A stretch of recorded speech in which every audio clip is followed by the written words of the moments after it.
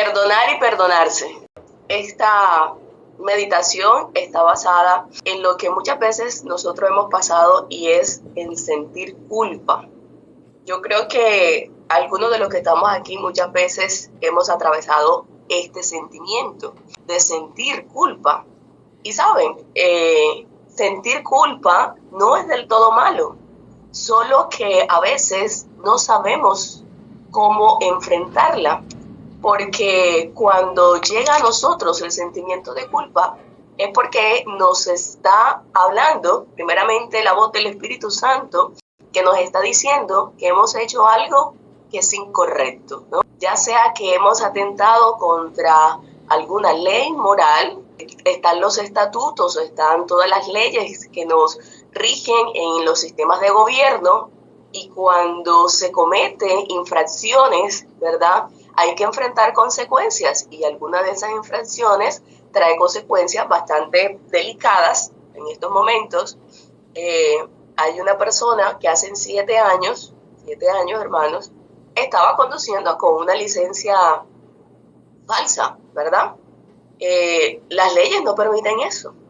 Y después de un tiempo de andar con esa licencia falsa, fue una vez detenido y le decomisaron, y de hecho lo llevaron y estuvo algunos días en prisión bajo este cargo de documentos falsos.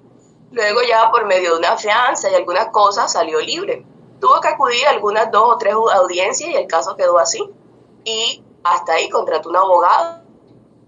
Y la cuestión de esto, pasó todo ese tiempo y no volvió a saber más sobre aquella infracción que había cometido. Y resulta y pasa que ahora le llega una citación, o el Señor es misericordioso, porque detrás de él hay una sierva maravillosa del Señor, y se entera de que tiene una audiencia condenatoria.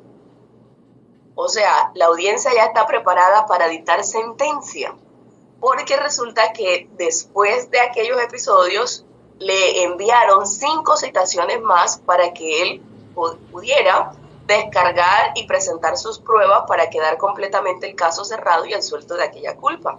Pero por algunas dificultades el abogado nunca reportó las citaciones que él tenía. Así que ahora, 7 años atrás, 7 años que pasaron, él se mira hacia atrás y se siente culpable, porque ahora está expuesto a que le den una sentencia, y no de ir a la cárcel, pero no ir literalmente a la cárcel, pero sí 2 años de condenación en casa por cárcel, que esto lo va a privar de su libertad, de poder trabajar y de muchas situaciones. Entonces, siempre nosotros echamos una vista a qué fue lo que hice y por qué lo hice. Y cuando nosotros analizamos qué fue lo que hice y por qué lo hice, eso está bien, porque entonces eso nos está ayudando a nosotros reconocer el error y poder tomar correcciones adecuadas para seguir avanzando. Pero, mi apreciado, hay una culpa que se carga como una mochila y que establece anclas en el pasado, en la tragedia, en la decisión, en el momento, y esa culpa no nos ayuda a avanzar. Y saben, hay una frase que quisiera yo leerles en estos momentos, que dice: el problema no es sentir culpa por algo, sino vivir en un estado crónico de sentimiento de culpa que nos paraliza y destruye en lugar de promover el cambio. La culpa amenaza, alimenta la vergüenza y la baja autoestima y la sensación de vulnerabilidad, que son incapacitantes y nos impiden seguir adelante con nuestra vida. Una persona puede pasar años, incluso décadas, aprisionada en este círculo. Una de las manifestaciones emocionales de alguien aprisionado por el sentimiento de la culpa es la actitud amarga frente a la vida. Y es ahí donde nosotros muchas veces conocemos a personas que usted no entiende por qué viven así, con una amargura, con un rechazo, con una agonía, con todo le molesta, nada le gusta, todo les disgusta, todo lo ven negro.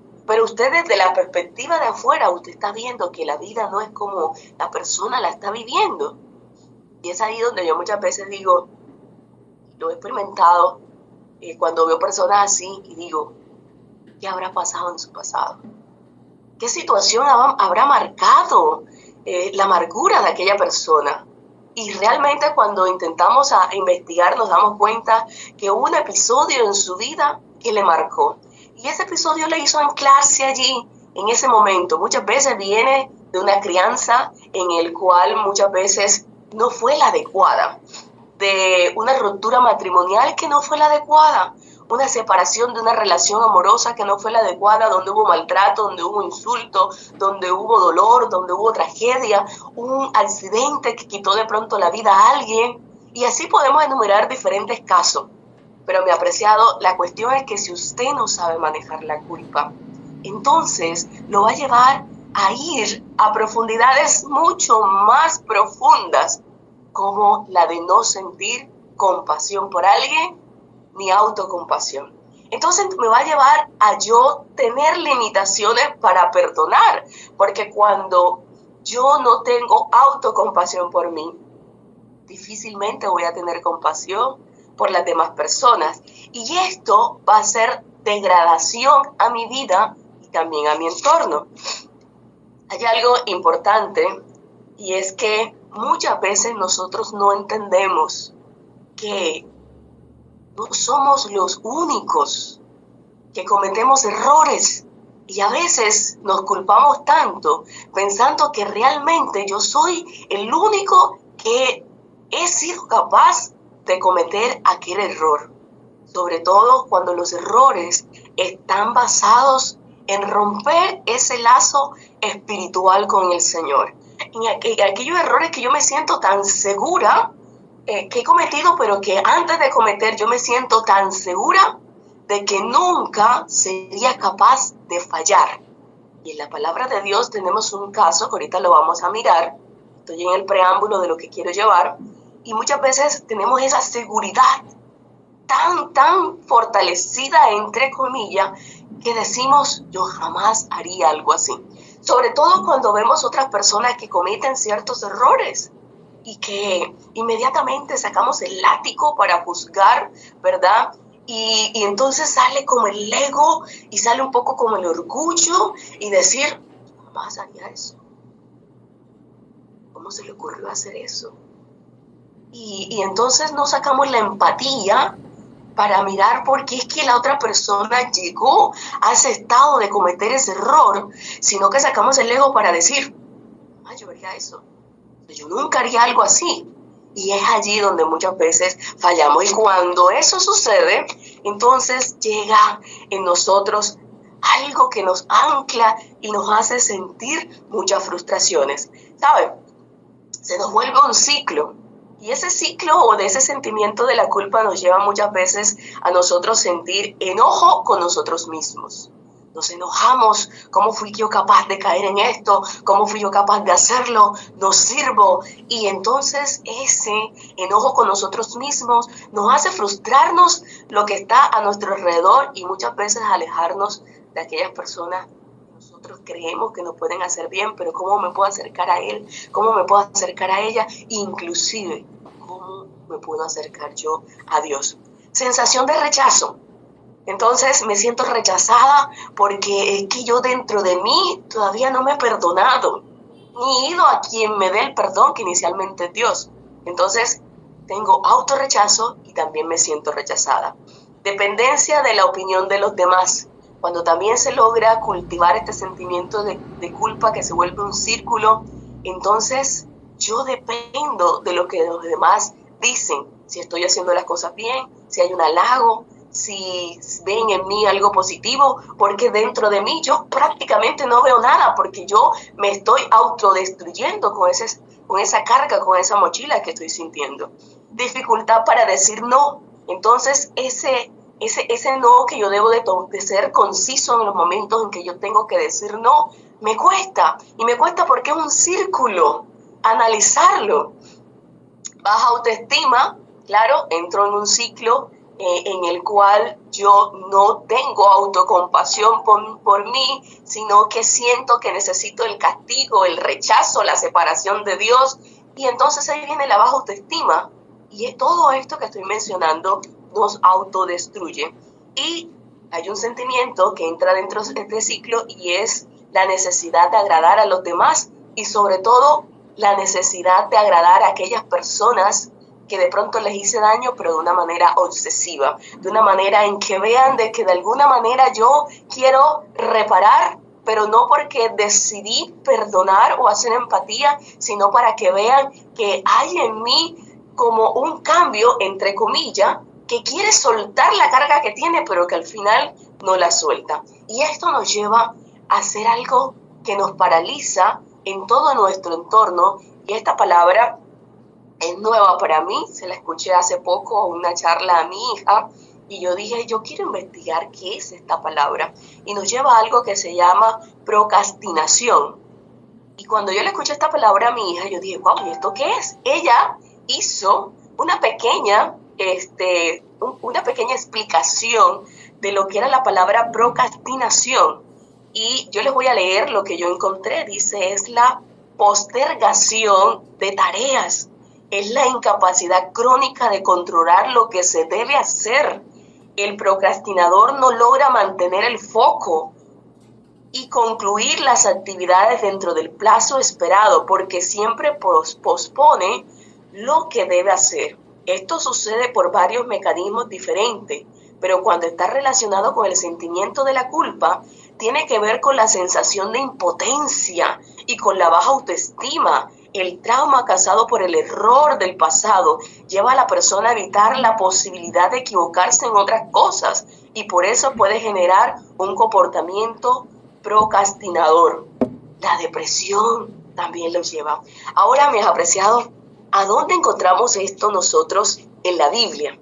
Y es aquí donde quiero que vayan conmigo al libro de Lucas.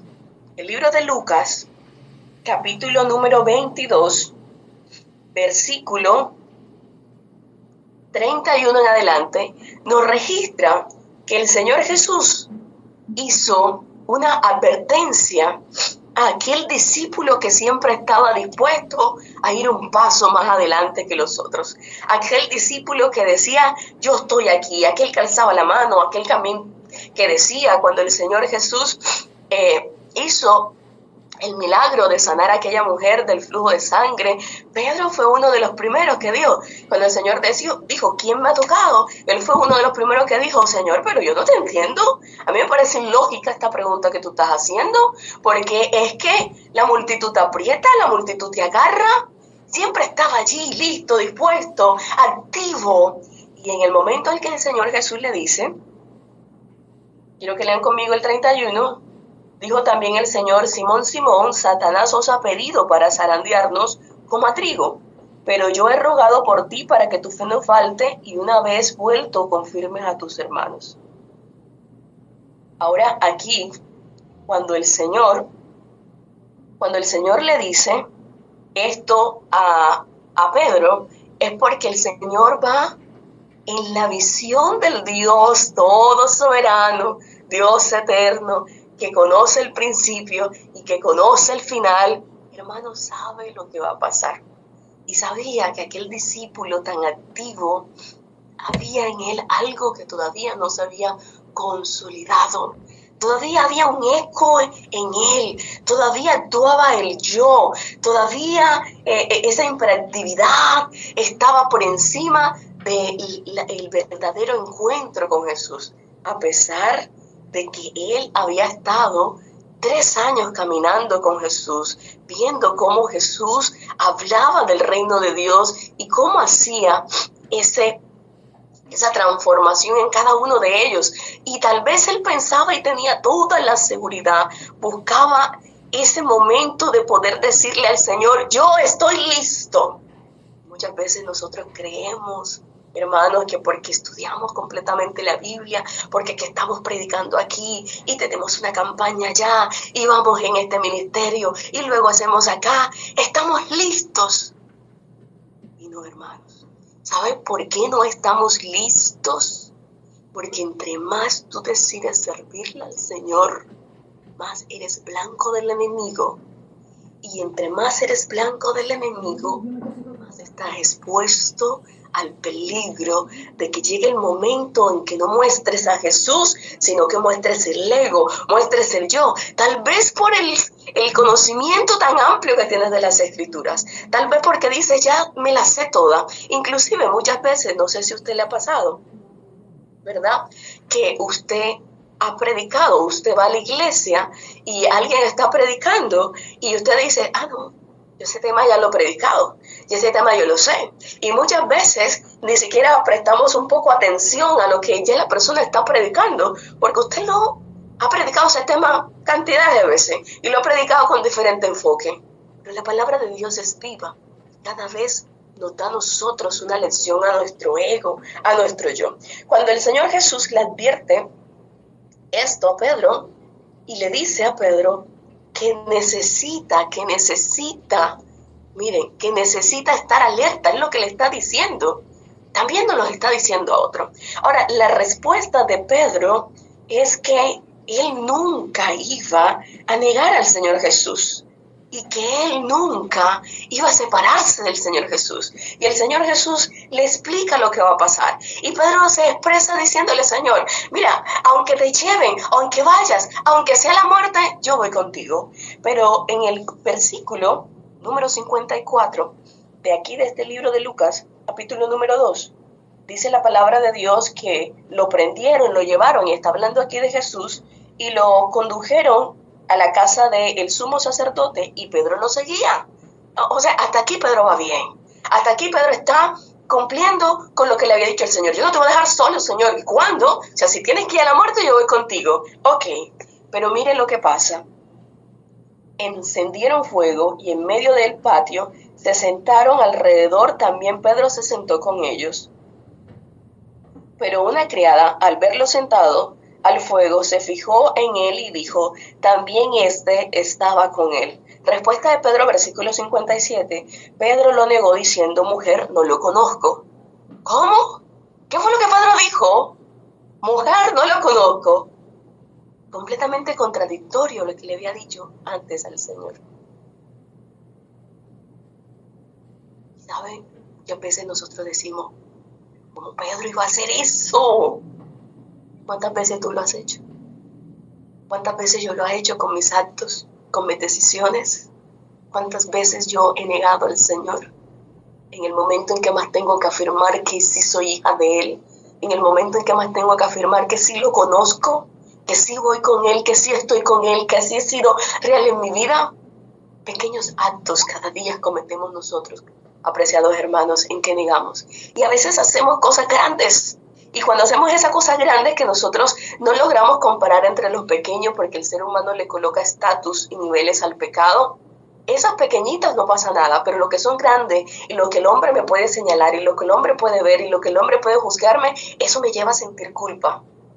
Ojo, hermanos, nosotros necesitamos sentir culpa y saberla manejar yendo a Jesús, inclusive con los pequeños actos, aquellos que ni siquiera somos conscientes que hacemos, pero que negamos a Jesús. Pero hasta aquí, listo, lo negó una sola vez, no pasa nada. Pero dice la palabra de Dios que un poco delante, viéndolo otra vez, dijo, tú también eres de ello, tú también estabas allí, tú también. Pero la respuesta de Pedro fue, hombre, no lo conozco, yo no sé de quién me estás hablando, pero ¿por qué me tienen que señalar a mí?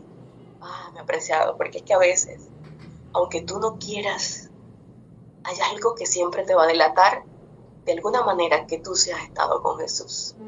Y dice entonces la palabra de Dios, como una hora después, otro afirmó diciendo, verdaderamente también este estaba con él, porque es Galileo. Y Pedro dijo, hombre, no sé de lo que estás diciendo, déjenme en paz en otra forma. Yo no sé de qué me están hablando, yo no conozco a este hombre, yo no he andado con este hombre, yo no sé qué es lo que ustedes están diciendo.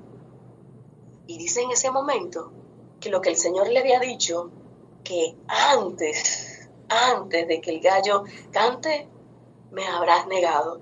Porque el versículo 33 dice, y él le dijo, Señor, estoy dispuesto a ir contigo, no solo a la cárcel, sino también a la muerte.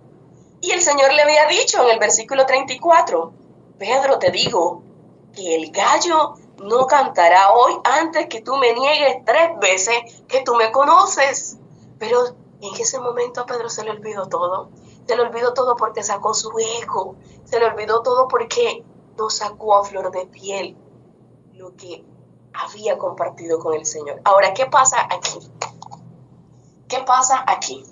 Dice la palabra de Dios y podemos leer, entonces, vuelto, el Señor miró a Pedro porque precisamente en ese momento la mirada del Señor Jesús se encuentra con la mirada de Pedro, pero no fue una mirada, vistes, te lo dije, que somos la que estamos acostumbrados nosotros a dar. Cuando alguien se equivoca, tú les has advertido, cuando nuestros hijos se equivocan, cuando se equivoca el esposo, que son las personas más cercanas, el compañero de trabajo, el líder de la iglesia o el hermano que está ahí, tenemos siempre la manito ahí dispuesta para decir, te lo dije, viste que te lo dije, pero la mirada del Señor Jesús a Pedro registra la sierva del Señor, que no fue una mirada de te lo dije, no fue una mirada acusadora, no fue una mirada, ya no te quiero, fue una mirada de amor. ¿Saben? Aquí pasa algo y dice entonces que se acordó de la palabra que el Señor le había dicho, antes que el gallo cante me habrás negado 3 veces. Y Pedro salió fuera llorando amargamente. Y mi apreciado, yo quiero resaltar lo que hizo Pedro, porque también aquí, en este acto, encontramos otra persona que también se equivocó. Una persona que tenía tal confianza de meter la mano o de meter la mano en el mismo plato con Jesús. Una persona que caminaba con él, una persona que compartía con él, una persona que al igual que el mismo tiempo de Pedro, había caminado con él. Se equivocó. Y se equivocó porque vendió a Jesús por 30 monedas de plata. Se equivocó porque le estampó un beso y lo entregó para que fuera llevado a cautiverio, porque tenía un pensamiento distorsionado, pero que tomó decisiones diferentes. Y entonces aquí vemos 2 clases de culpas, hermanos. La culpa productiva y la culpa improductiva. La culpa productiva que me lleva a mí a reflexionar, me equivoqué, a sentir el remordimiento amargo, a sentir la tristeza profunda de aquello que hice, pero me lleva a reflexionar, ok, Pedro se acordó de lo que Jesús le había dicho, antes que el gallo cante me habrás negado 3 veces. Pero Judas, que se equivocó, sintió que se había equivocado, pero Judas fue e intentó devolver aquellas monedas cuando entendió que lo que había hecho no estaba bien. E inclusive las tiró y se las devolvió a aquellas personas. Pero Judas decidió experimentar la culpa que no tiene perdón, la culpa que destruye, la culpa que lleva a la destrucción completa de tu vida. Y a la diferencia de Pedro, Judas se quitó la vida. Ahora, ¿qué hace Pedro? Pedro entra en un estado de procrastinación, porque el Señor Jesús a todos les había dejado una misión, los había preparado para que ahora hablaran de las buenas nuevas del Evangelio. Sin embargo, lo que hace Pedro, ellos inicialmente por tener miedo a la persecución de que ahora Jesús no estaba y que ellos también los iban a tomar o los iban a hacer, los discípulos comienzan a esconderse. Pero ahora aquí dentro de ese grupo de discípulos que se esconde, hay alguien que está experimentando culpa. Hay alguien que se le ha robado la paz. Hay alguien que siente que ha fallado y Jesús decide buscarlo. Y yo quiero que rápidamente puedan ir conmigo a los textos que se encuentran en el libro de Juan, donde el Señor Jesús se les presenta a los discípulos. Juan capítulo número 20.